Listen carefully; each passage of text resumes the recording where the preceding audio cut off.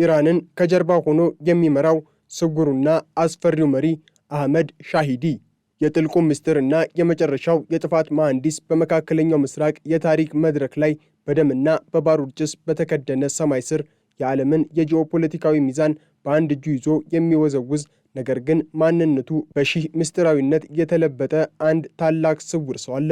ይህ ሰው ለ3 ወራት ያህል በአደባባይ ባይታይም የእርሱ ጥላ ግን ከሆርሙዝ ሰርጥ እስከ ዋሽንግተን ዲሲ፣ ከቴህራን ቤተ መንግሥት እስከ አርጀንቲና የፍርድ አደባባዮች ድረስ ያርፋል።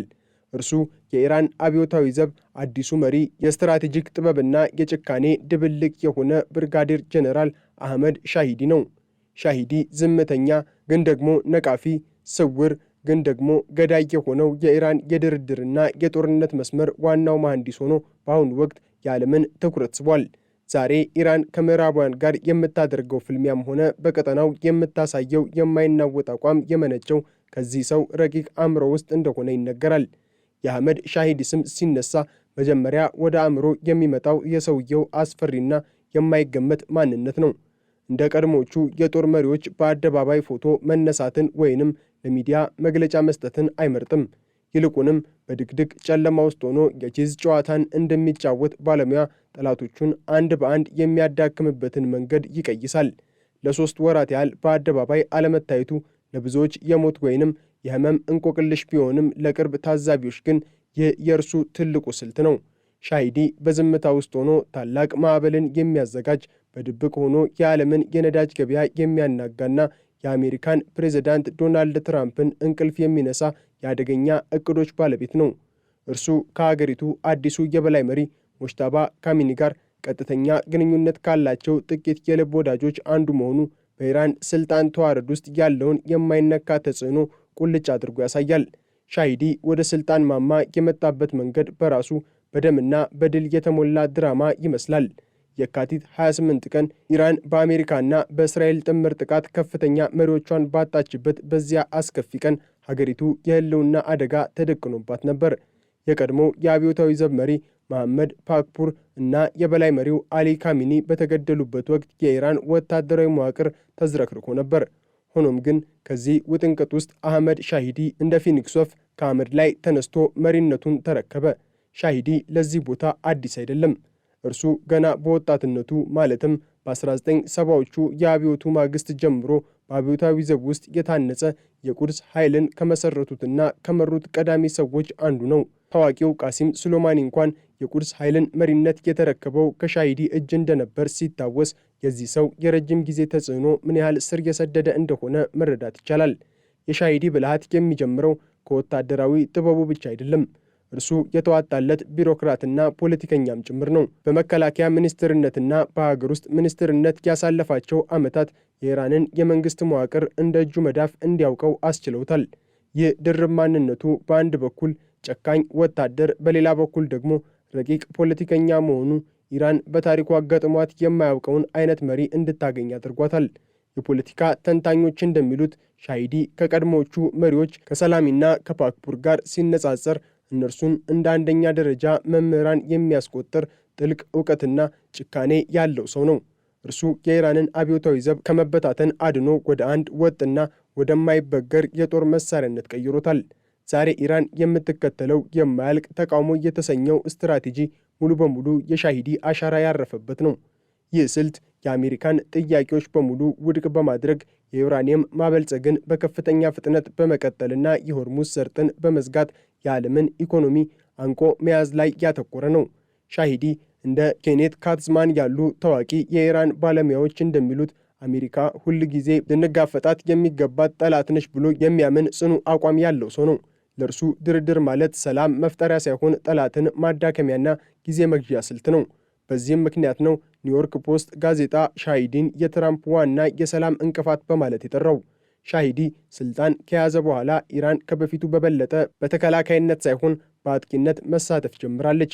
በጎረቤት ሀገራት የነዳጅ ተቋማት፣ ሆቴሎችና መሠረተ ልማቶች ላይ የሚሰነዘሩት ጥቃቶች የሻሂዲን ከኔ በላይ ለአሳር ባይነት የሚያሳዩ ናቸው። የአህመድ ሻሂዲ ስም ከዓለም አቀፍ ወንጀሎች ጋር ተያይዞም በጉልህ ይነሳል። እንደ አውሮፓውያኑ አቆጣጠር በ1994 በአርጀንቲና ቦነስ አይረስ በሚገኘው የአይሁድ ማዕከል ላይ ለደረሰው እና የ85 ሰዎችን ሕይወት ለቀጠፈው አሰቃቂ የሽብር ጥቃት ዋናው መሐንዲስ ተደርጎም ይወሰዳል። ለዚህም ነው ከ2007 ጀምሮ በኢንተርፖል ቀይ መዝገብ ውስጥ የሰፈረው። ይህ የታሪክ ጥቁር ጠባሳ ግን በኢራን ውስጥ እንደ ጀግንነት ነው የሚታየው። እርሱ ለአብዮቱ ሲል ማንኛውንም መስዋዕትነት ለመክፈልና ማንኛውንም እርምጃ ለመውሰድ የማይመለስ መሆኑን በተግባር አሳይቷል። በ2002 የማሳ አሚኒን ግድያ ተከትሎ የተቀሰቀሰውን ህዝባዊ ተቃውሞ በጭካኔ እንዲታፈን በማድረጉም በምዕራባውያን ዘንድ ከፍተኛ ማዕቀብ ተጥሎበታል። ለእርሱ ግን ማዕቀብና ውግዘት የጥንካሬው መገለጫዎች እንጂ የድክመቱ ምልክቶች አይደሉም። ሻሂዲ በጦር ሜዳ ብቻ ሳይሆን በምስጢራዊ ዲፕሎማሲም ረቂቅ ብልሃተኛ ነው። በ1980ዎቹ አጋማሽ የሮናልድ ሬጋን አስተዳደር ለኢራን በድብቅ መሳሪያ በሸጠበት የኢራን ኮንትራ ወቅት ሻሂዲ ከአሜሪካ ጋር በነበረው ድብቅ ግንኙነት ውስጥ ቁልፍ ተሳታፊ እንደነበር ይነገራል። ይህ የሚያሳየው ሰውየው ምንም እንኳን አክራሪ ቢሆንም የኢራንን ስትራቴጂካዊ ጥቅም ለማስከበር ሲል ከሰይጣን ጋርም ቢሆን ለመደራደር የማይፈራ ፕራግማቲስት መሆኑን ነው። ጠላቶቹን በቅርብ የሚያውቅ የእነርሱን ደካማ ጎን አጥንቶ የሚመታና በድርድር ጠረጴዛ ላይ የማይገመት ተጫዋች ነው። አሁን በፓኪስታን በኩል የሚደረጉት ቀጥተኛ ያልሆኑ ድርድሮች ውጤት አልባ መሆናቸው ሻሂዲ የኢራንን አቋም ምን ያህል እንዳጠነከረው ማሳያ ነው። በአሁኑ ወቅት ኢራን የምትገኝበት ሁኔታ እጅግ አስቸጋሪ ነው። ከተሞቿ በቦምብ እየተደበደቡ፣ መሪዎቿም እየተገደሉና ሕዝቧ በጦርነት ሰቆቃ ውስጥ እያለ ሻሂዲ ግን አሁንም ድል የእኛ ነው በሚል ጽኑ እምነት ውስጥ ነው።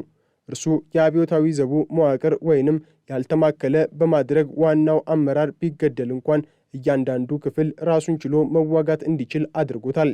ይህ ደግሞ በቴክኖሎጂ ለበለጠችው እስራኤልና አሜሪካ ትልቅ ራስ ምታት ሆኗል። ሻሂዲ ወታደሮቹን የሚያነሳሳው በሃይማኖታዊ ስሜት ብቻ ሳይሆን ኢራን እንደ ታላቅ አገር የመኖር ህልውናዋ በእነርሱ ጽናት ላይ የተመሰረተ መሆኑን በማሳመን ነው። ወደ አህመድ ሻሂዲ ስብዕና ጠለቅ ብለን ስንመለከት እርሱ ልክ እንደ ተራራ ግዙፍና እንደ ባህር ጥልቅ መሆኑን እንረዳለን። በንግግሩ ውስጥ ያለው እርግጠኛነትና በዓይኖቹ ውስጥ የሚታየው ቁርጠኝነት የተሸናፊነት መንፈስን ፈጽሞ አያውቅም። የኢራን ወታደራዊ ስትራቴጂስት ብቻ ሳይሆን እርሱ የፋርስ ኩራትና የአብዮቱ ጠባቂ ነፍስ ነው። በአሁኑ ሰዓት በቴህራን ጎዳናዎች ላይ የሚሰማው የጦርነት ነጋሪትና በፋርስ ባሕረ ሰላጤ ላይ የሚታየው የወታደራዊ ኃይል ግልብጥብጥ የሻሂዲን ዕቅድ የሚተገብሩ የመስክ አዛዦች ውጤት ነው። ሻሂዲ የኢራንን ጦር ወደ አዲስ ምዕራፍ አሸጋግሮታል። ይህም ምዕራፍ መሞት እንጂ አለመንበርከክ በሚል መርህ የተቃኘ ነው። የሻሂዲ ተፈሪነት የሚመነጨው ካለው የጦር መሳሪያ ብዛት ሳይሆን ካለው የሥነ ልቦና የበላይነት ነው። አሜሪካንና እስራኤልን የሚያስጨንቃቸው ሻሂዲ የት እንደሚደበቅ አለማወቃቸው ብቻ ሳይሆን ቀጥሎ ምን አይነት እርምጃ እንደሚወስድ መተንበይ አለመቻላቸው ነው። እርሱ የሽምቅ ውጊያን ከዘመናዊ የድሮንና የባለስቲክ ሚሳኤል ጥቃት ጋር በማቀናጀት ረገድ ወደር የሌለው ሊቅ ነው። ይህ ደግሞ ለሀያላን ሀገራት ትልቅ ፈተና ሆኖባቸዋል። በአህመድ ሻሂዲ መሪነት ኢራን በጦርነት መሃል ሆና እንኳን የድርድር የበላይነቱን ለመያዝ መቻሏ የሰውየውን ብልሃት የሚያሳይ ትልቅ ምስክር ነው። አህመድ ሻሂዲ በኢራን የኃይል መዋቅር ውስጥ ያለው ቦታ ከወታደራዊ አዛዥነት በላይ ነው። እርሱ የአዲሱ የበላይ መሪ ሞጅተባ ካሚኒ የጥላ አማካሪና የሀገሪቱ የህልውና ዋስትና ተደርጎም ይወሰዳል። በኢራን ታሪክ ውስጥ እንደዚህ አይነት ስልጣንና ተጽዕኖ በአንድ ሰው እጅ ላይ ወድቆ አያውቅም ቢባል ማጋነን አይሆንም። ሻሂዲ የኢራንን አብዮታዊ ዘብ ወደ አንድ የማይበገር ምሽግ ቀይሮታል። ይህ ምሽግ ደግሞ ከውጭ የሚመጣውን ጥቃት መከላከል ብቻ ሳይሆን ወደ ውጭም የጥፋት እሳትን የመርጨት አቅም ያለው ነው። የሻሂዲ ሕይወት በአደጋ የተከበበ ቢሆንም እርሱ ግን ለሞት ደንታ የለውም። የእስላማዊ አብዮትን መጠበቅ በዓለም ላይ ካሉ ታላላቅ በጎነቶች አንዱ ነው የሚለው ንግግሩ ለሰውየው ዓላማ ያለውን ጽኑ እምነት ያሳያል። እርሱ ለግል ዝና ወይንም ለስልጣን ጥመኝነት ሳይሆን ለሚያምንበት ርዕዮተ ዓለም ሲል ማንኛውንም መስዋዕትነት ለመክፈል የተዘጋጀ ሰው ነው። ይህ አይነቱ ሰው ደግሞ ለጠላቶቹ እጅግ አደገኛ ነው። ምክንያቱም ሻሂዲን በገንዘብ ወይንም በፖለቲካዊ ጥቅማጥቅም መደለል አይቻልም። እርሱ የሚመራው በጽኑ እምነትና በታሪክ አደራ ነው። ዛሬ ዓለም በአህመድ ሻሂዲ ፊት ቆማለች። በአንድ በኩል ለሰላም የሚደረጉ ሙከራዎች፣ በሌላ በኩል ደግሞ የሻሂዲ የማያልቅ ተቃውሞ ስትራቴጂ። ይህ ፍልሚያ ወዴት እንደሚያመራ ለመተንበይ ቢከብድም አንድ ነገር ግን ግልጽ ነው። አህመድ ሻሂዲ የኢራንን ታሪክ ብቻ ሳይሆን የዓለምን የወደፊት ዕጣ ፈንታ የሚወስን ቁልፍ ሰው ሆኗል። እርሱ በምስጢር የተሸፈነ፣ በጭካኔ የታጀበና በብልሃት የተሞላ የመጨረሻው የኢራን አስፈሪ መሪ ነው። አህመድ ሻሂዲ የኢራን እስላማዊ ሪፐብሊክ የመጨረሻው ምሰሶ ሆኖ ቆሟል። እርሱ በጦርነት አውድማ ላይ የተፈተነ፣ በፖለቲካው ዓለም የተገረፈና በስለላ ሥራ የመጠቀ ሰው ነው። ዓለም የእርሱን ምስል በቴሌቪዥን መስኮት ላይ ባታየውም የእርሱ ውሳኔዎች ግን በነዳጅ ዋጋ መናር፣ በመካከለኛው ምስራቅ አለመረጋጋትና በታላላቅ ሀያላን ሀገራት ስጋት ውስጥ ይንጸባረቃሉ። ሻሂዲ የማያልቅ አብዮትና የማያልቅ ተቃውሞ መሪ ነው። ለእርሱ ጦርነት ጥፋት ሳይሆን የጽናት መለኪያ ነው። ሰላም ደግሞ ሽንፈት ነው። በዚህም ምክንያት አህመድ ሻሂዲ እስከ መጨረሻው እስትንፋሱ ድረስ ለኢራን አብዮት ሲል ዓለምን ከማናወጥ ወደ ኋላ የማይመለስ በምስጢር የተሸፈነ አስፈሪ መሪ ሆኖ ይቀጥላል። የእርሱ ስም በታሪክ መዝገብ ላይ በደማቅ ቀለም የሚጻፈው እንደ ጀግና ወይንስ ደግሞ እንደ ጥፋት መሐንዲስ? ለዚህ ጥያቄ መልስ የሚሰጠው ጊዜ ቢሆንም በአሁኑ ሰዓት ግን የዓለም ስጋትና የኢራን ተስፋ ሆኖ በታላቁ ምስጢር ውስጥ ይኖራል። ምስጢር ውስጥ ይኖራል። ምስጢር ውስጥ ይኖራል።